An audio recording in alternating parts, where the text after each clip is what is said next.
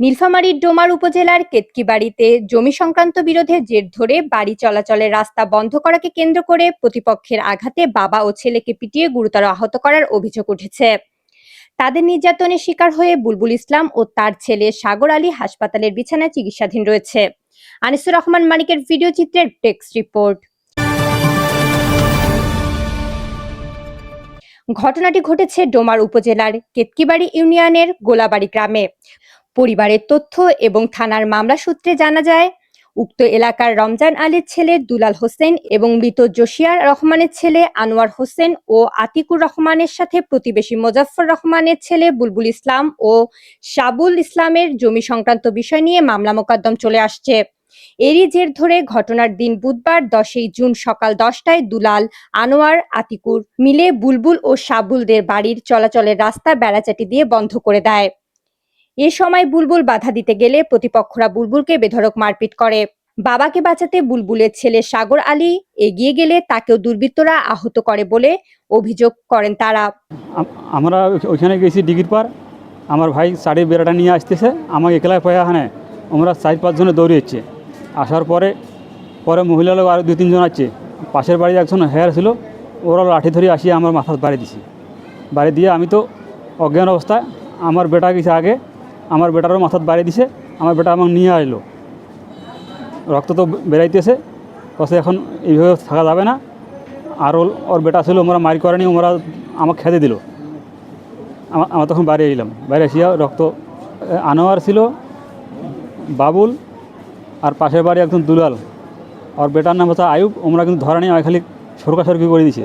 আর মারি করার পরে ওমার বউ, 3টা বউ ওরা দৌড়ি আসিয়া ওমরাও আসি ধরছে, কাহো আসি গোলা ধরছে, কাহো ধাক্কা আছে এরকমভাবে। হ্যাঁ, গোলা ধরছে, মাথাটা তো খেলা এমন ডাঙাইছে, মাথা রক্ত বাইরে হয়ে গেছে। এলাকাবাসী তাদের উদ্ধার করে চিকিৎসার জন্য ডোমার উপজেলা স্বাস্থ্য কমপ্লেক্সে ভর্তি করেন। এ বিষয়ে বুলবুল ইসলামের ছোট ভাই শাবুল ইসলাম বাদী হয়ে 5 জনের বিরুদ্ধে ডোমার থানায় মামলা দায়ের করেন। আমার ওইখানে আমার বাবা সকালবেলা বাইর হয়ে গিয়েছিল, ওইখান থেকে আমার বাবাকে ওরা 4-5 জন মিলে ধরছিল। আনোয়ার, বাবুল, দুলাল, তারপরে তোমার মহিলাগুলা, বাড়ির যতগুলো মহিলা আছে সবাই মিলে ধরছিল। ধরে ওনাকে তো মারা রক্তাক্ত অবস্থায় মাথায় বাড়ি দিছিল লাঠি দিয়ে, আবার ছুরি দিয়া। রক্তাক্ত অবস্থা দেখে আমি তো আর ঠিক থাকতে পারি নাই, তখন আমি গেছিলাম আমার বাবাকে বাঁচানোর জন্য। আর তখন আমি যাওয়ার পরে আমাকে ওরা লাঠি দিয়ে মাথায় বাড়ি দিছে। তখন আমি অজ্ঞান ছিলাম, আমার পিঠে লাঠি দিয়ে অনেক মারধর করেছিল। তারা অনেক প্রভাবশালী, আমি এগুলোর বিচার চাই, তাদের সাথে আমরা পারতেছি না। মারামারি যে ওদের পরিবারের সব লাঠি নিয়ে আনে, সব আসেনি, মারামারি ডাঙ্গাডাঙ্গি করে দিচ্ছে। এদের হাতে কোনো লাঠি ছিল না। ওই যে আসি দেখেছি, ওই বুলবুল আবার মাথা ফাটি রক্ত বাইর হয়েছে, দরদর করে সবাই জিজ্ঞাসা করে নিয়ে যাও মেডিকেলে।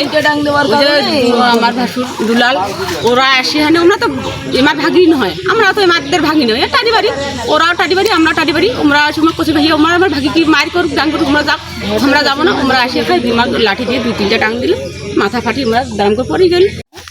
বলছিল প্রথমে কোথা কাটাকাটি ঝগড়ার মাধ্যমে, তারপরে এই যে বেড়াটা যে ছিল, এই বেড়াটা মানে আমার ভাইয়া সাবুল ভাইয়া এটা ওঠে দিছে, ওঠে বাড়ি নিয়ে যাইতেছে।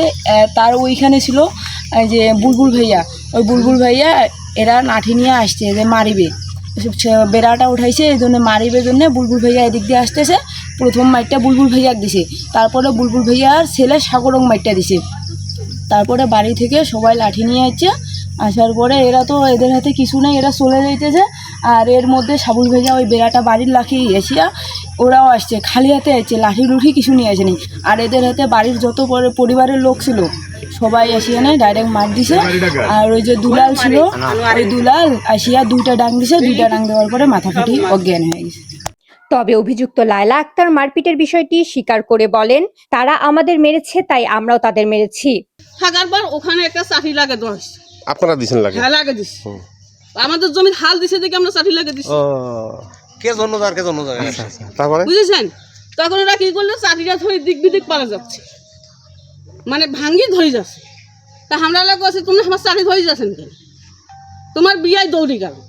যাওয়ার পর তো মার নাঠি ঠেঙ্গা কিছু নেই, যাওয়ার পরে রাস্তা হয়েছে পিছলা পড়ে গেছে।